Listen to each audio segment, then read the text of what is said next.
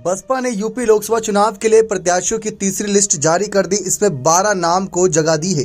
बसपा की 12वीं लिस्ट में आजमगढ़ की लालगंज सुरक्षित लोकसभा सीट भी शामिल है। अंबेडकर नगर के राजे सुल्तानपुर की रहने वाली डॉक्टर इंदु चौधरी को लालगंज सीट से बसपा का प्रत्याशी बनाया गया। लालगंज लोकसभा सीट को लेकर लगातार पार्टी का मंथन चल रहा था।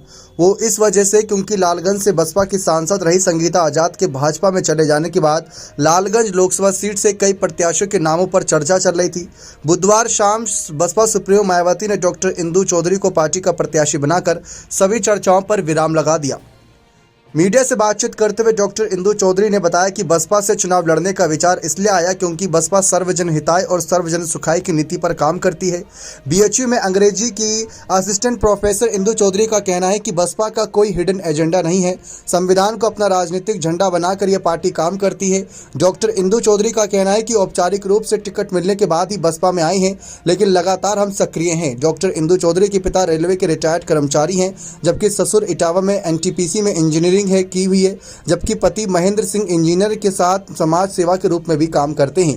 लालगंज सीट उनमें से एक सीट शुमार है, जो कि पिछली बार बसपा ने जो 10 सीटें जीती थी उसमें से लालगंज सीट भी शामिल थी। यहां पर बहुजन समाज पार्टी को प्रचंड जीत मिली थी। तब बीएसपी की तरफ से संगीता आजाद ने लड़ते हुए 5,18,000 वोट पाए थे, जो कि बीजेपी के प्रत्याशी से 1,61,000 वोट अधिक थे। यानी बीजेपी के नीलम सोनकर को 3,57,000 वोट मिले थे, जबकि सुभाषपा के प्रत्याशी दिलीप को 17,000 ही वोट मिले थे। उससे पहले बसपा जब गठबंधन में नहीं थी तो 2014 में सीट पर नंबर 3 की पोजीशन पर थी, जहां पर उन्हें करीब 2,33,000 वोट मिले थे और हारे थे करीब 63,000 से अधिक वोटों पर।